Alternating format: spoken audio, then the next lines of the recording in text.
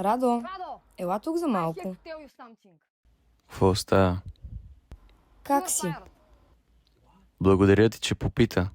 Добре съм. Много мило от твоя страна. Между другото, измисли нова промоция за магазина. Да, естествено. Ето сега ще ти обясня какво съм измислил. Радвам се, че си помислил, Радо. Слушам. 2 артикула, 20% отстъпка, при 3 артикула, 30% отстъпка. И реших офертата да се казва последен летен шанс.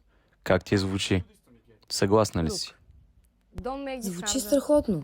Много добре си го измислил. Добре свършена работа. Добре. Тогава се прибирам, за да я пусна в сайта. Чао, Гери, лека работа. Чао, Радо.